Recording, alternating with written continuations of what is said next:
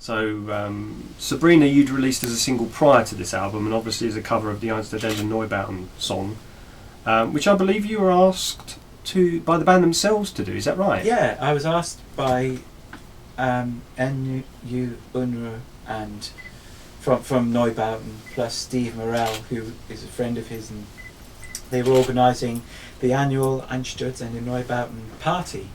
They wanted to do one in London, and they asked me if I could help find a venue, so I did, and I found Electroworks, which hosts Slimelight, and I thought it would be perfect for Neubauten, which it was. It was a great party, but as a result of all that, they asked me if I'd do a cover of one of Neubauten's songs to perform live on the night, so I agreed and chose Sabrina because it's one of my favourites and also one of the less obvious tracks as well. And it turned out in the end, Andrew, or NU Unruh as he's known in the band, was standing in front of me videoing me singing his song at him on the night, which I was shitting myself, absolutely shitting myself. One of the most nerve-wracking performances I've ever had to do.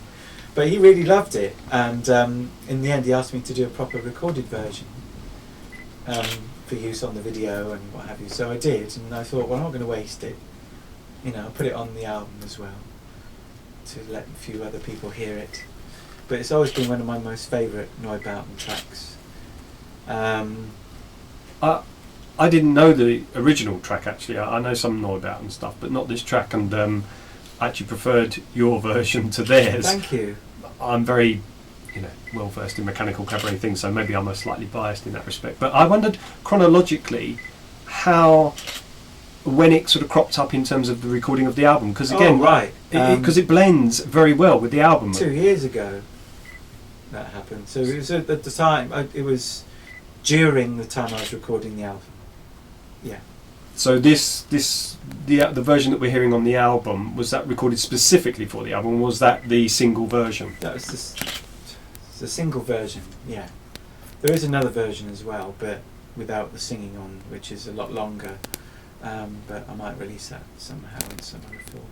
And there's some kind of crackling kind of radio broadcast samples again, I think, at the beginning. Shortwave radio and AM radio recordings I made, which I sampled and put in there, of airline pilots and fighter pilots and things. And yeah, it made me think of the track, the Infected track, when it's got the, again, fighter pilots kind of dialoguing over the radio.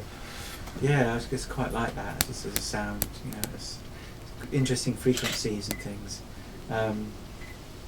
But yes, I enjoyed making that song, or putting that song together.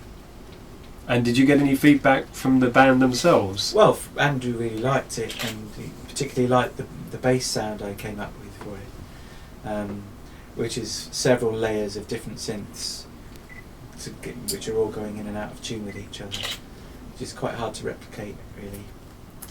But it sounded, I got it together and it sounded pretty good, I think.